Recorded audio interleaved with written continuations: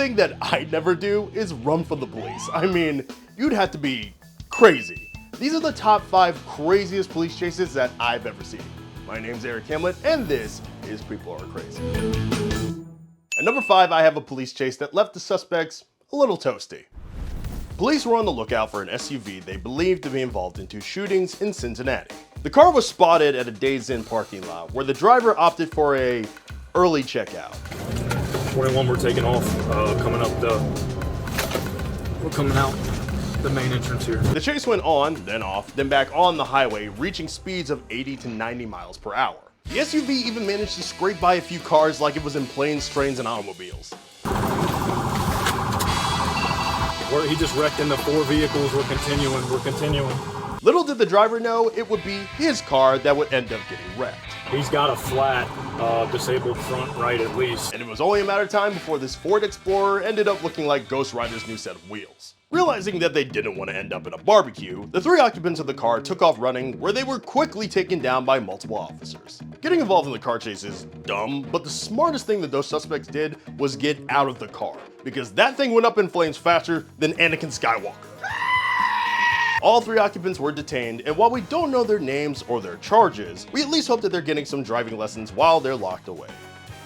At number 4, we have a police chase that involves someone who may have thought they stole a boat instead of a car. In Kings County, Washington, police received an alert about a stolen car. Police say that when they tried to pull over the car, the suspects ditched it and then stole a different car. Yeah, sure, you know what? Why not? Why not? Nobody will notice. How about you just treat the world like it's your own car buffet? Yes. Let me get the fries, the prime rib, and how about a side of Toyota Highlander? So they stopped them in the middle of this intersection where you can see one of the suspects seemingly giving up. But it looks like the one behind the wheels thought he was playing bumper cars at the amusement park. Okay, you just rammed officers and taken off. All right, man, now you just gotta keep going and make sure you don't stop for any— Wait, what are you doing? Are you parked at someone's house right now? What, did you have to deliver a pizza or something? He followed a car into the garage. Looks like he's gonna carjack them. Okay, came back empty-handed, getting back into the red vehicle that he stole earlier. You're trying to carjack a 3rd car? At this rate, just call an Uber. After that plan fails, the driver runs back to the car and decides that if he can't shake the cops by driving, maybe he can shake them off by, sailing. All right, he just went into some really deep water. It's covering half the car. I don't think he's going to be able to make it too much further. The pirate life ended quickly for the carjacker, and after the SUV stalled out, he finally put his hands up and surrendered to the police.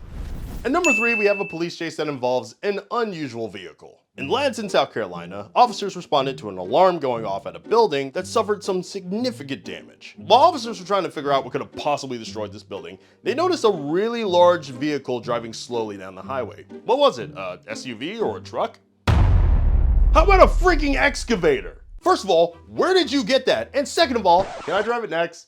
The officers pursued the excavator after it failed to stop for them, which led to possibly the slowest police chase I've ever seen. The suspect, 53-year-old Johnny Mesa, eventually stopped the excavator and fled into the woods, but he was quickly found with the help of a canine unit. Johnny was charged with failure to stop for a blue light, malicious injury to a real property, and malicious injury to a real property enhancement.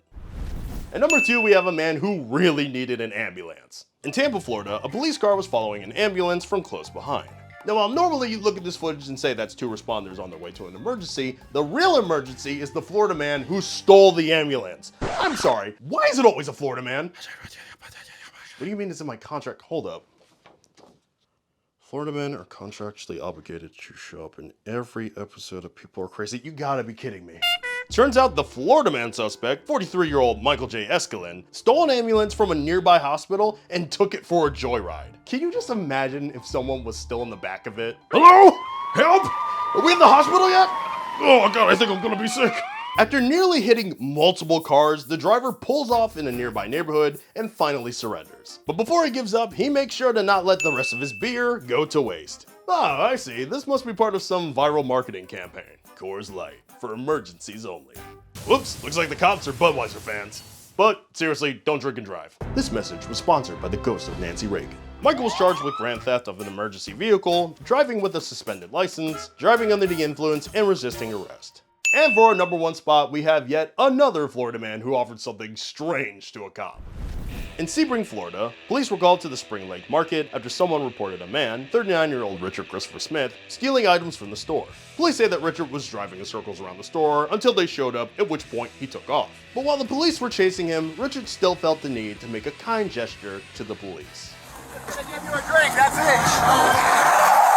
it. He's drinking some, look like a beer or something. I've never seen a suspect offer a drink to a cop mid-chase.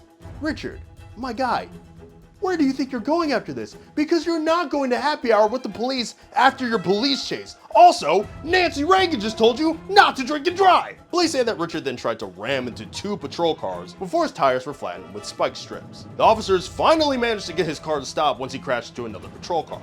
And yet somehow, that still didn't stop him. Instead, he casually walked out of the car smoking his cigarette, almost as if nothing happened. Hello, officers. Was it good for you too? Uh-oh, I guess they really aren't thirsty. A lot of stupid right now. A lot of stupid shit indeed. Richard was charged with 2 counts of aggravated assault on a law enforcement officer, battery on a law enforcement officer, 2 counts of resisting arrest, DUI, refusal to submit to a DUI test, and petite theft. Alright, Richard, any last words of wisdom? You guys had fun though, right? Maybe more fun than you're about to have while sitting in jail. Disagree with the list? Let me know in the comments, and make sure you like, share, and subscribe so you never miss an episode. My name's Eric Hamlet, and remember, people are crazy.